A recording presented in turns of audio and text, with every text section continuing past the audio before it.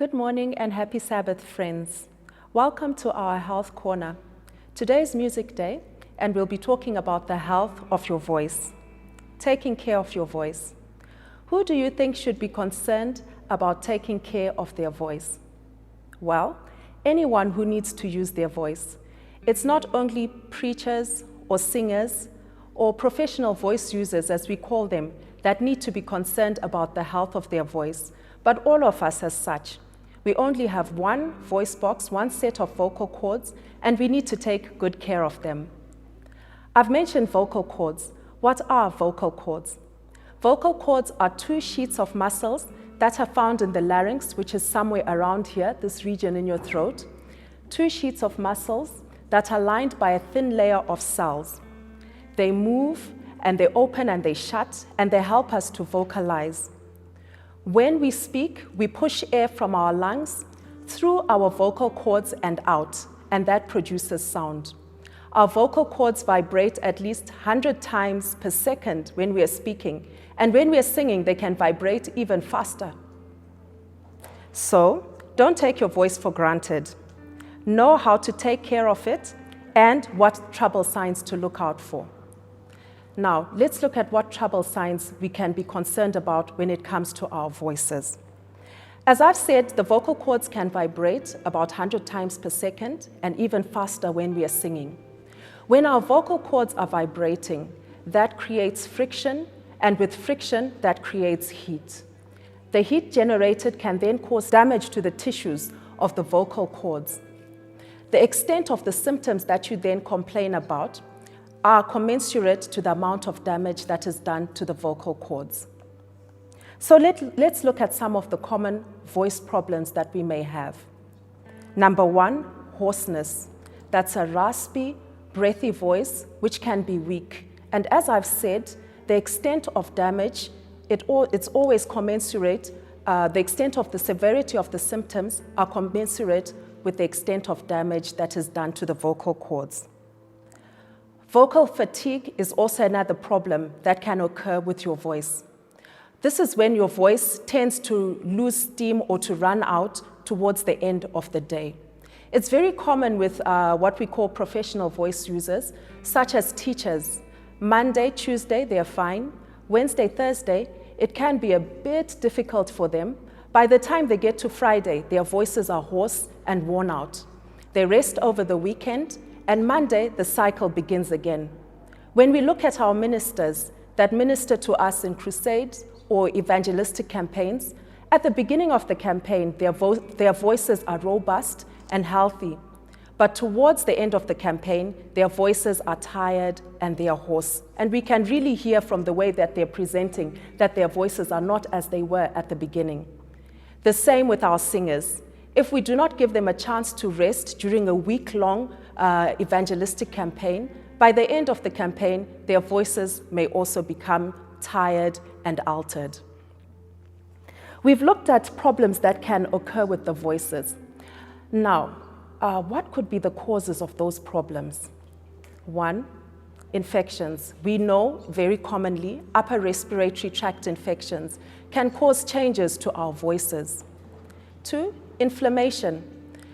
This particularly happens when you have gastric esophageal reflux, which is acid that comes up from the stomach into the throat and can affect the tissues of the vocal cords, commonly known as heartburn. Then there's something known as vocal misuse. What do we mean by vocal misuse?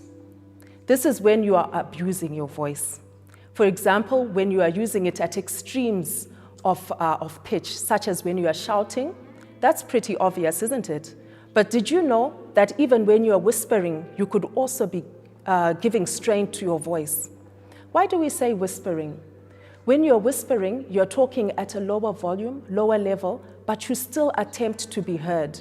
That pushes and strains your vocal cords. So whether you're speaking, shouting, or whether you are whispering, you are still putting strain on your vocal cords.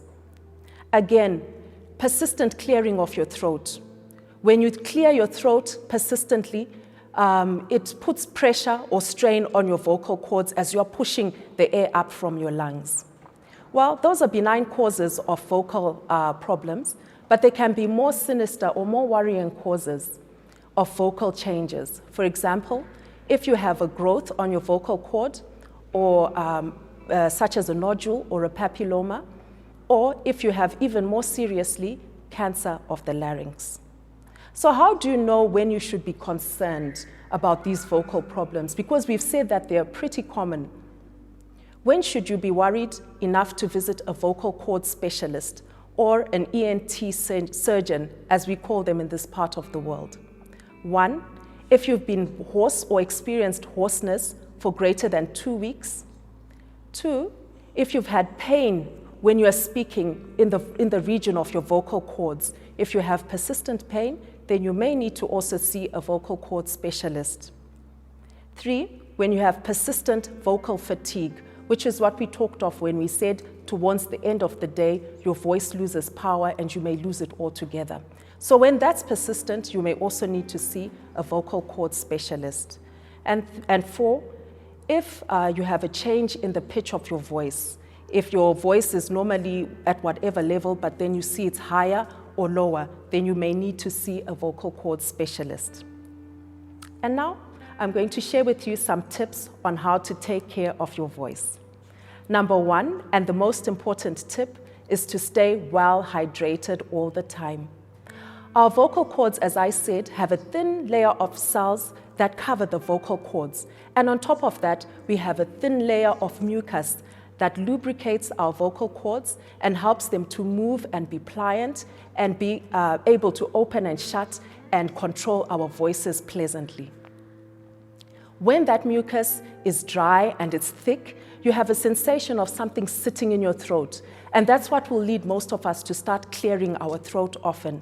And as we've said before, throat clearing puts a strain on our vocal cords. We need to remember as well that when we drink water, it doesn't come into direct contact with the vocal cords, but instead it hydrates the entire body.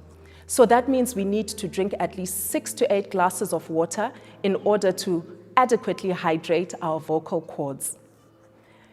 Smoking, caffeine, and alcohol are also known to dry out your vocal cords, so they are best avoided. Number 2, pace yourself. We say for every 90 minutes of speaking, you should have 10 minutes of resting. So it's more of like a voice budget. If you have $1 for your voice, 90 cents you use and 10 cents you rest in order to avoid problems with your voice. It's also advisable to use adjuncts such as microphones, or if you have to repeatedly say a presentation, to just record the presentation and play it. Number 3, rest your voice if you are unwell. We've spoken about whispering. Sometimes we may think if our voices are tired, it's okay to whisper, but that does put strain on our voices. So if you are unwell, it's always better to rest your voice instead of pushing through to make yourself heard, as this can lead to further problems with your voice, some of them which may actually be serious, as we've mentioned earlier. Number 4, exercise. As we said, when we want to vocalize, we push air from our lungs through our vocal cords and out. So when we exercise, it means we have strong, healthy lungs, together with posturing, which will make vocalizing significantly easier. And the last one, diet. A diet that is high in vitamin A, C, and E, which is found from fruits, grains, and vegetables, is well known to help your vocal cords remain supple and pliant as you communicate and vocalize. So, there we have it. You may not be a professional singer or a professional voice user, but the truth is, when all is said and done, we all depend on our voices for a good livelihood and for good quality of life. So, let's take care of our voices. Thank you.